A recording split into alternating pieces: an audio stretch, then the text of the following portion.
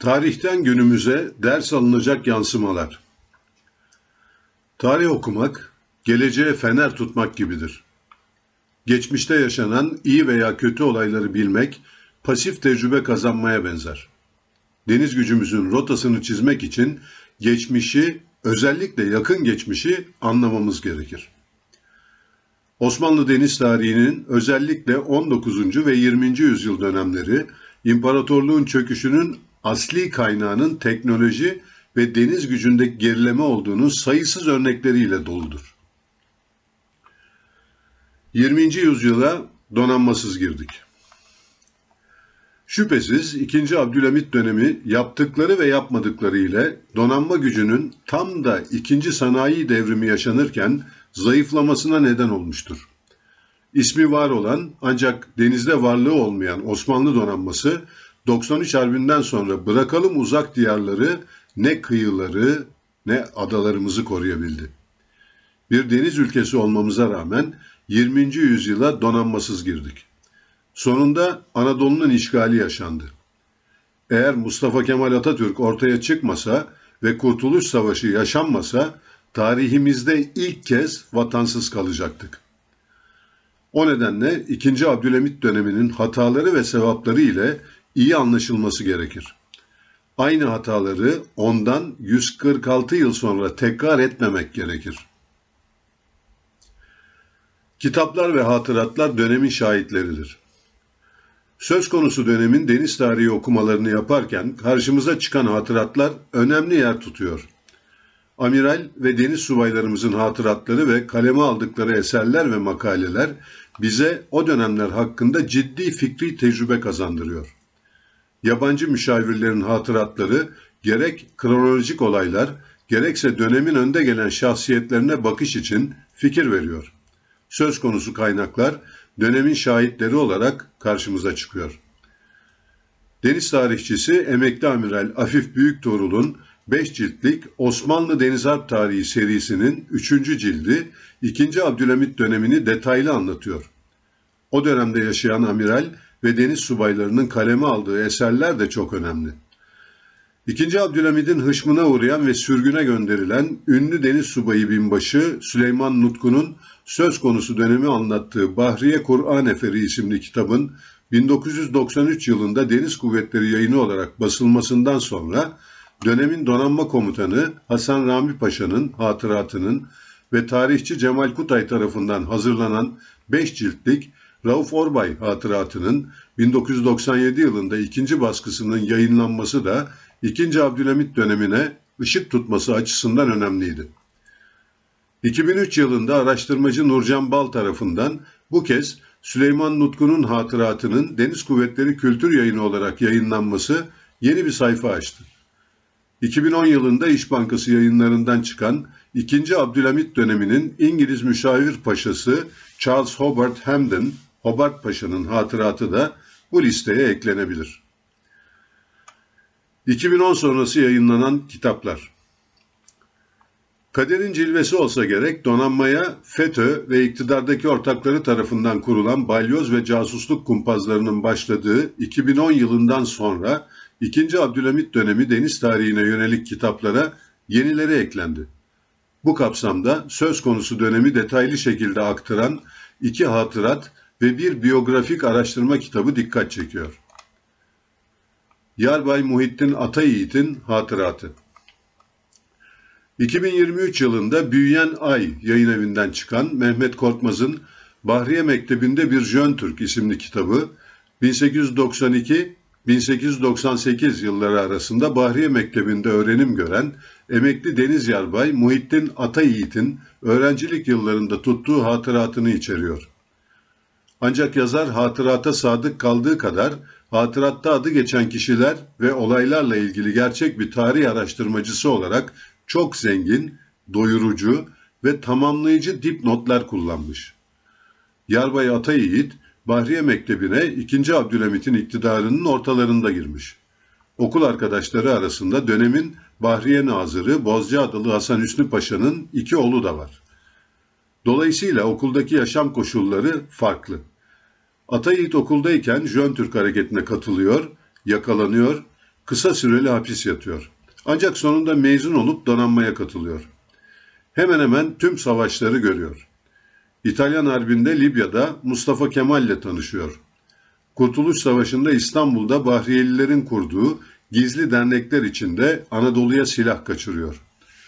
Korkusuz, son derece nitelikli bir denizci olarak büyük bedeller ödemekle kalmamış, bugünlere ışık tutacak şekilde zengin bir hatırat tutarak geçmişi bugüne taşımış. Ruhu şad olsun. 1892-1898 yılları arasında Heybeliada Bahriye Mektebi'nde yaşananları anlattığı hatırattan yazarın idadi, lise çağında yaşadıklarından dikkatimi çeken bazı bölümler şöyle. Mektep nazırımız Tayyar Paşa din işleriyle de alakadar olurdu. Emir vermiş, herkes camiye gidecek. Bir gün öğle namazı vaktinde dahiliye, amir ve zabitleri bütün talebeyi adeta zorla camiye sürmüşlerdi. Büyük bir gürültüyle caminin bir kapısından girip deniz kapısındaki merdivenli yerden kaçan öğrenciler pek çoktu. İmam mevkiinde mihrapta bizim Arap Hoca dediğimiz bir zat vardı. Adamcağız şaşırdı. O şaşkınlıkla ödüm koptu, kafir bastı sandım diyormuş. Bu ses ağızlarda bir sakız oldu. Kafir bastı tabiri alay makamında birçok zaman kullanıldı. Bir gün ben de pek fena bir çam devirdim. Yine bu hoca bir gün öğle namazından sonra mihrapta oturmuş vaaz ediyor, biz de dinliyorduk. Dünyanın teşkili bahsine girdi.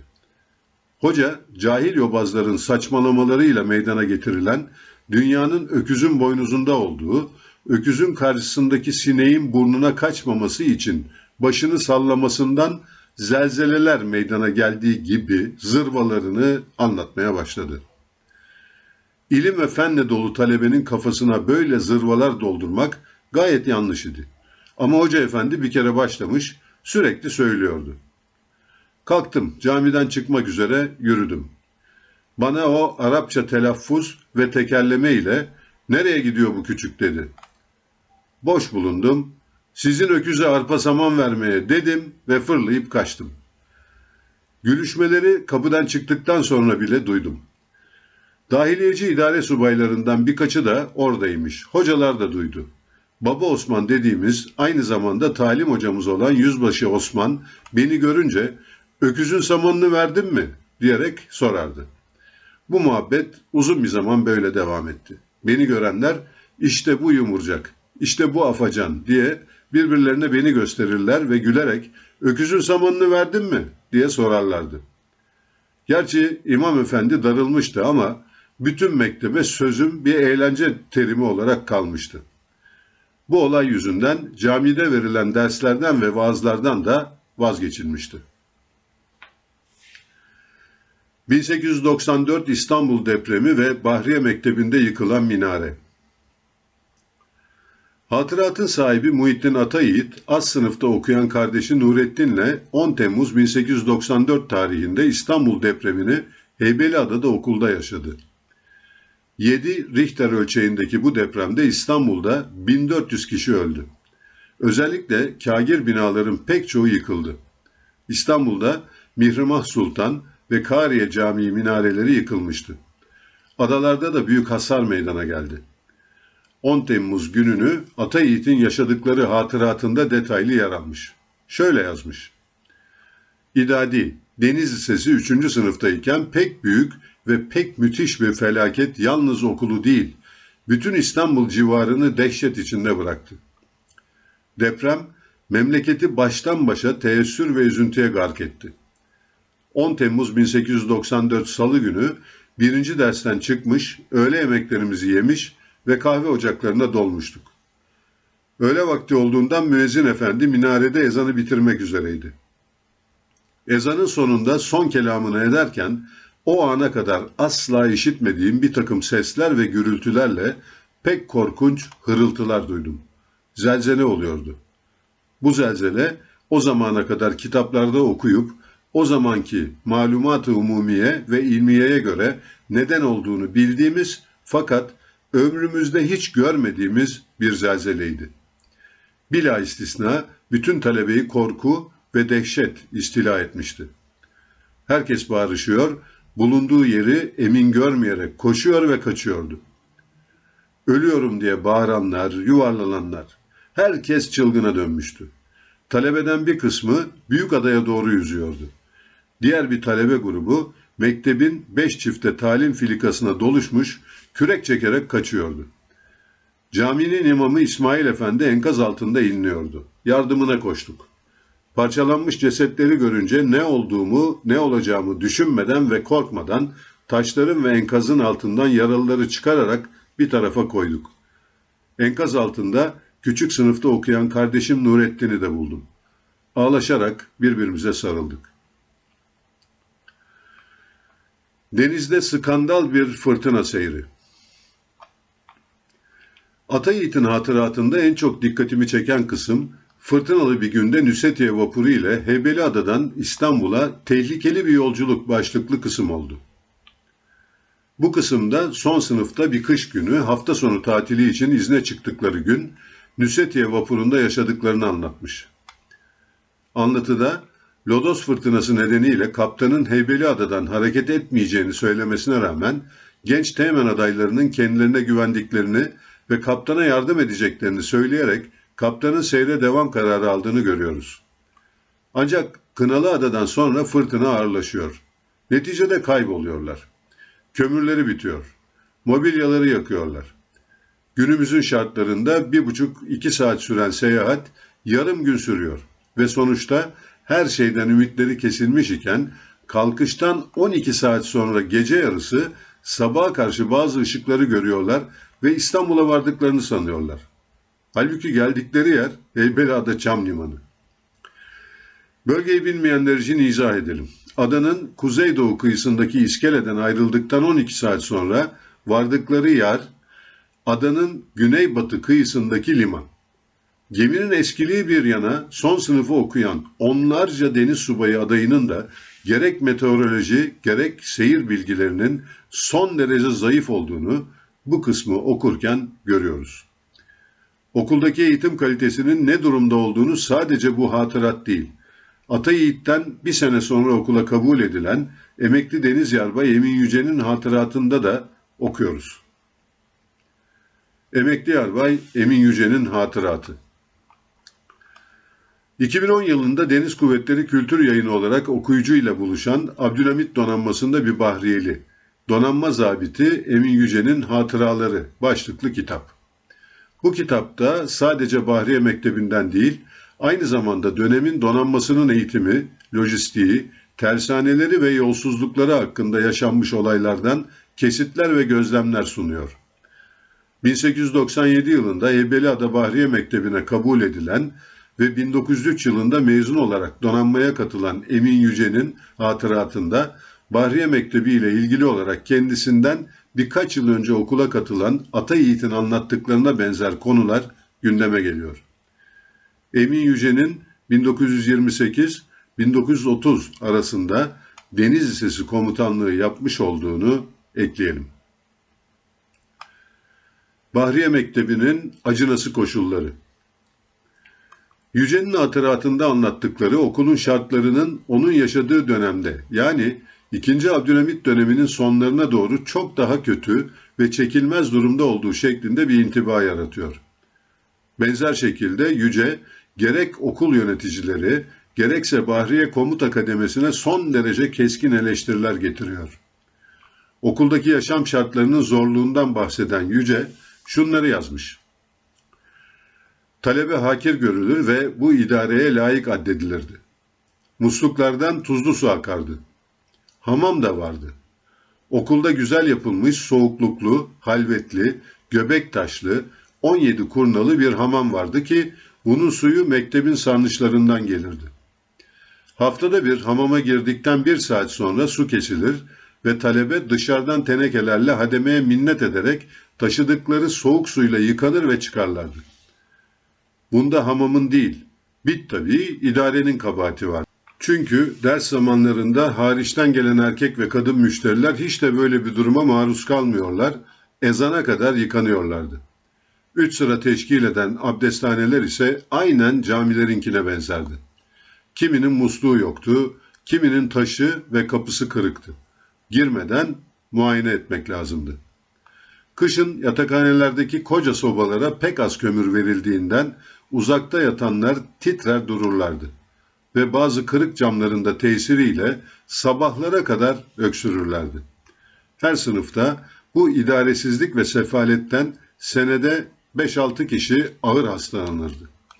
Bir tarafta Bahriye Nazırı Hasan Hüsnü Paşa'nın Kolası rütbesinde 3 ve Hicaz valisi Bahriye Müşürü Ratıp Paşa'nın yüzbaşı rütbesinde 2 oğlu, muallim dairesindeki hususi odalarında rahat ve huzurla oturmak, hususi mutfaktaki kendi aşçılarının pişirdiği nefis yemekleri yemek istedikleri zaman girip çıkmak ve adada gezip eğlenmek şartıyla güya tahsildeydiler.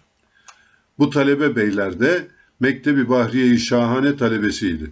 Aynı zamanda padişah yaveri de olan bu talebe beyefendilerin bazıları bizim sınıflarımızda oldukları ve derslere bazı günler lütfedip girdikleri halde her türlü meşakkate göğüs gererek, sefaletlere katlanarak, vücutlarının metaneti sayesinde ölüme karşı durarak temenniyi kazanan sınıf arkadaşını yüzbaşı rütbesiyle geçerlerdi.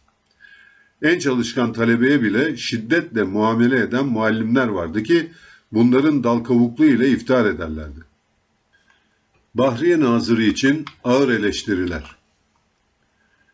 1881-1903 arasında 22,5 sene aynı görevde kalan ve 2. Abdülhamit'in buyrukları ile donanmayı küçülten ve Ertuğrul Firkateyninin Japon sularında batarak 537 Bahriyeli'nin şehit düşmesine neden olan dönemin Bahriye Nazırı Bozcaadalı Hasan Hüsnü Paşa için de şunları söylüyor. Hakikatte Abdülaziz devrindeki muazzam donanmayı imha ile Haliç'teki şamandıralara kıymeti kalmayan yaldızlı gemileri bend ederek halkı ifale çalışırdı. Hasan Paşa'nın en büyük fenalığı onun servet hırsı ve bu uğurda subay ve yaratın hakları üzerinde suistimal icra ederek tersanede inşaat ve tamirata sarf edilen meblağ üzerinden şahsi çıkar temin etmek idi. Diğer bir deyişle Bahriye bir çiftlik ve biz de onun demirbaş hayvanıydık.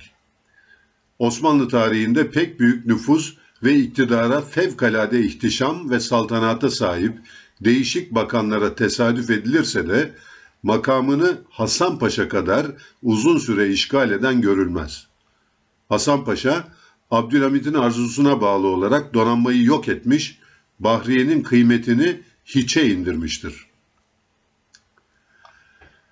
Bahriye Nazırı Bozcaadalı Hasan Hüsnü Paşa 2022 yılında Selenge Yayınevi'nden çıkan Mehmet Korkmaz'ın Bahriye'de Bir Ömür, Sultan II. Abdülhamit'in Bahriye Nazırı Hasan Hüsnü Paşa isimli eser de son derece detaylı akademik bir tez mahiyetinde hazırlanmış. Yerli ve yabancı arşivlerden yoğunlukla yararlanılan eserde çok sayıda hatırata, gazeteye, edebi esere, makaleye ve kitaba yer verilmiş. Söz konusu dönemde 22,5 yıl Sultan II. Abdülhamid'e Bahriye Nazırlığı yapan Bozcaadalı Hasan Hüsnü Paşa'nın artıları ve eksileri dikkatli şekilde incelenmiş. Aynı dönemde yolsuzluklara bulaşmış donanma komutanı Hasan Rami Paşa'nın donanmadaki o dönem lakabı Harami Paşa'dır. 1993'te yayınlanan hatıratından sonra bu eserde bugüne kadar gölgede kalmış ve tek taraflı iddia edilmiş pek çok olaya açıklık getiriyor. Nazır'a ağır eleştiriler. Bu eserde Bahriye üzerinden büyük servet yaptığı bilinen Bozcaadalı Hasan Hüsnü Paşa hakkında dönemin ünlü yazar ve şairlerinin yazdıklarından etkilendim. Örneğin, Şair Eşref gibidir başlıklı kaidesinde şunları yazmış. Hele o Nazır-ı Bahriye Hasan Paşa'nın devlet-ü millet için varlığı tufan gibidir. Elde tesbih-i riya, dilde beyanı tezvir. Yani elde iki yüzlülük tesbihi, dilde yalan beyanlar. Meclisi hasta baziçe-i şeytan gibidir. Yani bakanlar kurulunda şeytanın oyuncusu gibidir. Başka bir şiirinde de şöyle demiş. Yarış etmek için tersanede bir tek kayık yoktur.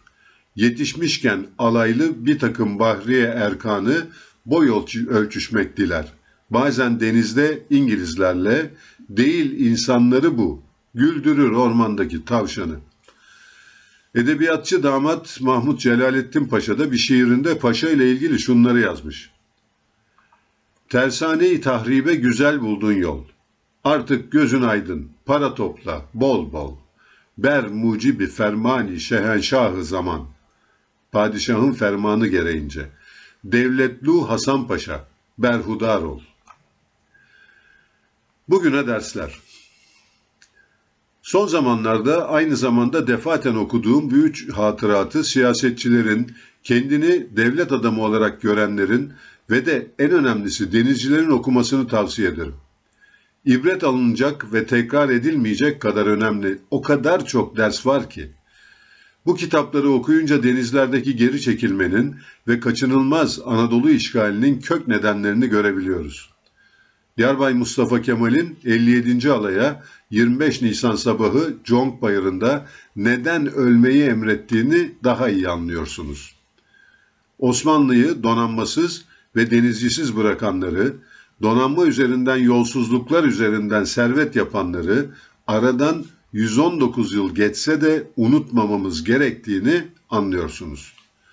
Bilgisizlik, nepotizm, liyakatsizlik, yolsuzluk, usulsüzlük, ego ve güç tuzakları, dinle aldatma ve daha nice karanlık yöntemlerle koskoca devleti 15 Mayıs 1919 sabahı Yunan işgaline açık hale getirenleri ibretle, hayretle ve öfkeyle hatırlıyorsunuz. Ve de en önemlisi kaderin Türk'ün kurtarıcısı olarak Mustafa Kemal Atatürk'ü karşımıza çıkarmış olmasına şükrediyorsunuz. Kurtuluş, kuruluş, devrimler ve cumhuriyetin değerini çok daha iyi anlıyorsunuz. Ne demişti Atatürk'ün büyük tokadını yiyen İngiliz Başbakanı David Lloyd George? Yüzyıllar nadir olarak dahi yetiştirir. Şu talihsizliğimize bakın ki 20. yüzyılın dahisi Türklere nasip oldu ve kader onu bizim karşımıza çıkardı. Ne mutlu bizlere bugün onun ateşini ve ruhunu taşıyan milyonlar aramızda. Cem Gürdeniz. Rehberimiz ufuklara koşuyoruz. Yüreğimiz bayrak açtı. Ya